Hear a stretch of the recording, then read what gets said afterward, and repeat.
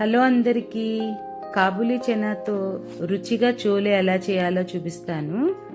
ఈ శనగల్ని 7-8 గంటలు నానబెట్టుకోవాలి. నానిన శనగల్ని శుభ్రంగా కడుక్కుని ఉడికించుకోవడానికి కుక్కర్లో వేసుకోవాలి.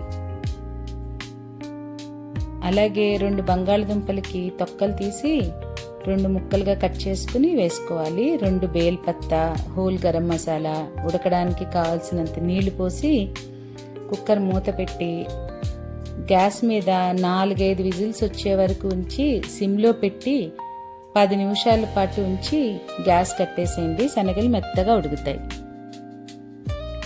శనగలు బంగాళదుంపలు బాగా ఉడికిపోయాయి. ఉడికిన బంగాళదుంపలు కొన్ని శనగలు ఒక కప్పులోకి తీసుకోవాలి. ఉడికిన బంగాళదుంపలు కొన్ని శనగలు మిక్సీ జార్లో వేసుకుందాం. అలాగే 2 గరిటెలు పెరుగు కూడా వేసుకుని మిక్సీలో మెత్తగా స్మూత్గా పేస్ట్ చేసుకోవాలి.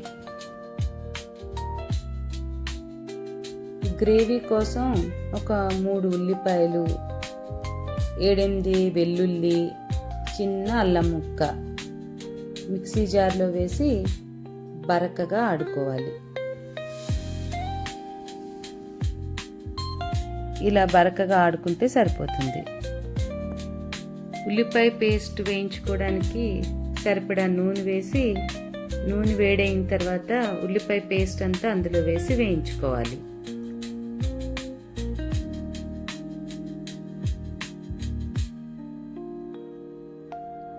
ఒక 2-3 పచ్చిమిర్చి ముక్కలుగా చేసి వేయించుకుందాం. ఇది వేగే లోపల టొమాటో ప్యూరీ చేసుకుందాం. టొమాటో ప్యూరీ కోసం ఒక 3 టొమాటోస్ తీసుకుని ముక్కలు కట్ చేసుకుని మిక్సీ జార్లో వేసుకుని టొమాటో ప్యూరీ చేసుకుందాం. ఇలా మెత్తగా చేసుకుంటే సరిపోతుంది. ఈ ఉల్లిపాయ పేస్ట్ బాగా వేగిపోయింది. ఇందులో టొమాటో ప్యూరీ వేసి అది కూడా పచ్చివాసన పోయేంత వరకు బాగా వేయించుకోవాలి. ఈ టొమాటో ప్యూరీ కూడా బాగా వేగిపోయింది. ఇందులో ఈ బంగాళదుంప, శనగలు, పెరుగు వేసి పేస్ట్ చేసుకున్నాం కదా, ఆ పేస్ట్ అంతా వేసి వేయించుకోవాలి. ఇందులో 1 స్పూన్ ధనియాల పొడి వేసుకోవాలి. ఇందులో ఒక 2 స్పూన్స్ కారం వేసుకుందాం. కారము మీరు తినేదాన్ని బట్టి అడ్జస్ట్ చేసుకోండి. కొంచెం చోలే మసాలా వేసుకుందాం. ఇవన్నీ వేసిన తర్వాత బాగా కలిపి ఈ గ్రేవీని ఒక 5 నిమిషాల పాటు వేయిద్దాం. ఈ గ్రేవీ మంచిగా వేగిపోయింది.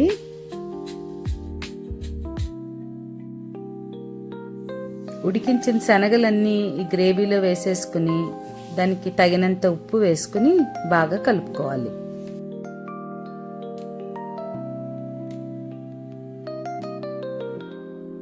ఇందులో తగినన్ని నీళ్లు పోసుకుని బాగా కలిపి లో ఫ్లేమ్లో పెట్టి ఒక 10-15 నిమిషాలు ఉడికించండి.